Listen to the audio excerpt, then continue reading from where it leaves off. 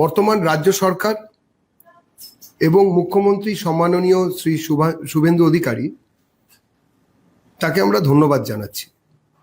সমাজের একটি বড় অংশ যারা 365 দিন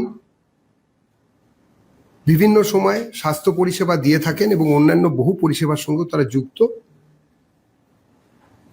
সেই আশাকর্মী এবং অঙ্গনওয়াড়ি কর্মীরা তাদের আগস্ট মাস থেকে ভাতার বৃদ্ধি হবে এবং বৃদ্ধিটা অনেকটাই হচ্ছে। দীর্ঘদিন আন্দোলন এবং পূর্বতন রাজ্য সরকারগুলির প্রতারণা এগুলি ওনারা সহ্য করেছেন।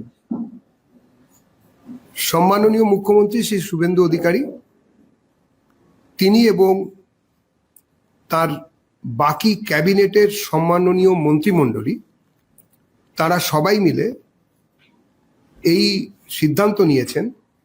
আপনারা জানেন যে রাজ্যের স্বাস্থ্য ও পরিবার কল্যাণ দপ্তরের জাতীয় স্বাস্থ্য মিশনের, যেটাকে NHM বলা হয়, পক্ষ থেকে জারি করা নোটিশ অনুযায়ী আশাকর্মী, অ্যাক্রিডেট সোশ্যাল হেলথ অ্যাক্টিভিস্ট মাসিক নির্দিষ্ট সাম্মানিক ভাতা বর্তমানের 6,250 থেকে বেড়ে 11,250 টাকা হতে চলেছে।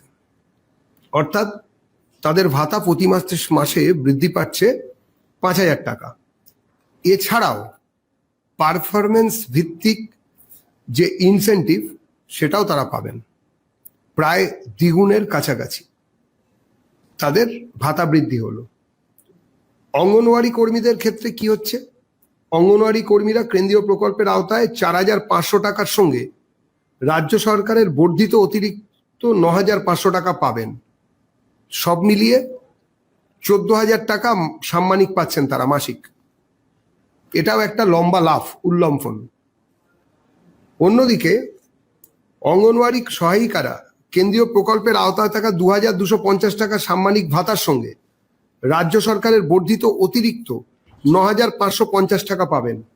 সব মিলিয়ে তারাও মাসে মোট 11,800 টাকা সাম্মানিক পাচ্ছেন।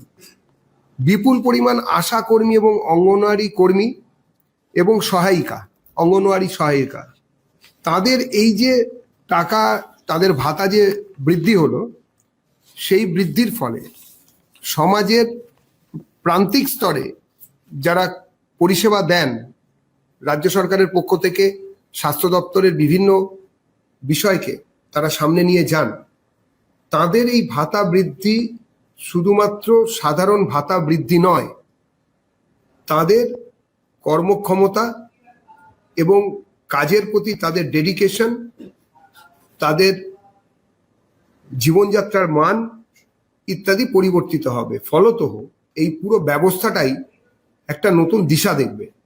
আমরা দলের পক্ষ থেকে রাজ্য সরকার এবং বর্তমান সম্মাননীয় প্রধানমন্ত্রী শ্রী শুভেন্দু অধিকারী, তার সংশ্লিষ্ট দপ্তর এবং বাকি যারা এই ভাতার বৃদ্ধির বিষয়ে যারা